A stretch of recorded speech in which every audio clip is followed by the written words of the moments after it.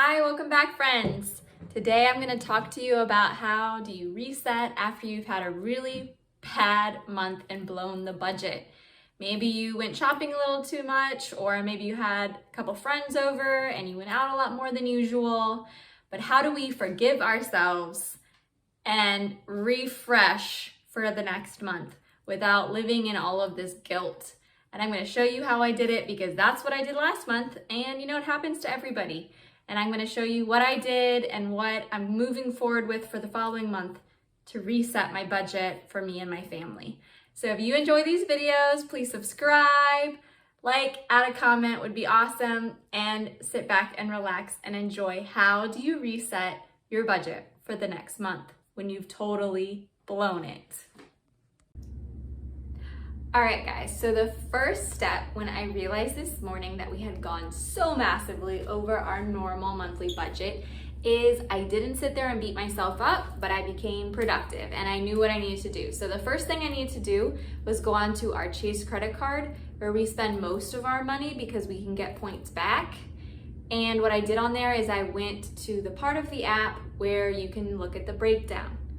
So looking at the breakdown helped me to realize where our money was going and where it was working for us. So our main spending this month was going out to eat, mainly was because we had a few friends come into town and we wanted to treat them and we wanted to have fun. So, no regrets about that. That's just kind of a part of life. But it went a lot to eating out and some more spending. So we got a new puppy this month also for my daughter, and we had to buy the dog, we had to spend money on the dog, and so that was great. And we really enjoy it. And I think a part of minimalism that you will realize is that you have these months where you'll spend a lot more, but it's not killing me. I'm not sitting there. I used to sit there and be like, oh gosh, we did it again, no. But this doesn't happen that often. And it's also one of those things that we can recover because now we have money in our savings account that will be fine. We'll just cover it, but it is good to have a breakdown. So we went onto our Chase account and I looked at a breakdown and I made myself a spreadsheet and I broke down where all of our spending was. Okay, so that's gonna be step number one. Go to wherever if you use credit card, if you use cash, either is fine. We like credit card for travel points. But whatever you end up using, go to the part where it breaks everything down and really figure out where your money is going. And it is super surprising sometimes how much money we spend on going out. And we love going out. But it's one of those things that my husband and I kind of have to always be very clear about, how much we're going out because, very quickly that money adds up. So step number one, go on, figure out where your money is going to. All right, friend, so you went on to your account where you spend your money and you have broken it down by what you spend your money on. So my main one was eating out for last month. That's where I spent most of my money, but I also had several other things that I kind of was surprised about. And what I did is I created a section on my spreadsheet, which I can show you, and I broke it down by things that I thought maybe we could cut. So one thing that we cut this month is our Netflix subscription, and I'm sure some of you guys are Netflix huge fans, and we like it too. But something that I've noticed is that we haven't used Netflix as much. We've been using, we like Disney Plus and Prime, and so we've mostly been using those, and Netflix has been kind of a third wheel. So we're cutting the fat for next month. We want to make sure that we're spending less. That's $20 that can be put back in our pocket. There were also a couple other subscriptions that I hadn't realized that we even were subscribing to anymore. And then there were a few music ones that we didn't necessarily have to have. We do enjoy it, but my husband and I have both agreed that we could take a break and see if we really need it or not. So you're gonna wanna pull those things out that maybe you didn't even realize you had been spending on. They're subscriptions, those are really dangerous, and a lot of times we forget about those. So make sure you make a column and write down any subscription that you see or anything you're seeing monthly, and decide if that is something that you could take off for the next month and just kind of feel it out. Feel if you enjoy it or not. The nice thing, like, you know, I was saying about Netflix with my husband is he was like, I don't know, like there's some shows that I enjoy, and all I had to say was, you know what, if you want it back whenever, you can add it back. It's not gonna hurt us, we'll be fine. But it is a nice thing to kind of see how you can limit your money as it goes out each month. All right, so you have gotten your spreadsheet, you know where your money is going, you have then cut the fat of the subscriptions that maybe you didn't know you had, or maybe you realize that you can live without them for a little while, or try it out. So now what you're going to do is you are going to figure out what your goal is for the next month. So our goal for this next month in my family is to save $500, okay? That might not be a lot to you. That might be a ton to you. I don't know where you are, but wherever you are, figure out what your goal is, because the saving is what you're gonna do first, okay?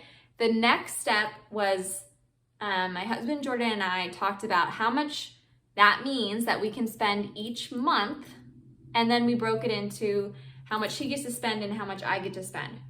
So what we're gonna try and do this month is spend around $300 a week, okay? That's everything included, except counting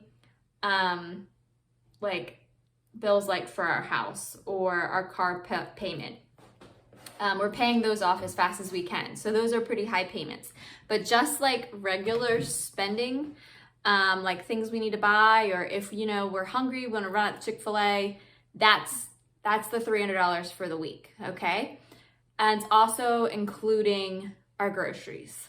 So we're gonna split that. I think I've decided that we can spend like 120, 125 on groceries, and that will save us a lot of money from going out to eat. And then after we've split that, the rest is whatever we want. So today I had a few things that I already had been thinking about for a while that I needed or really wanted. And one of them was a new mop, which he graciously decided to split that with me since it's for our house, it's for both of us. But there was, I needed new concealer, so I bought that. That was $9.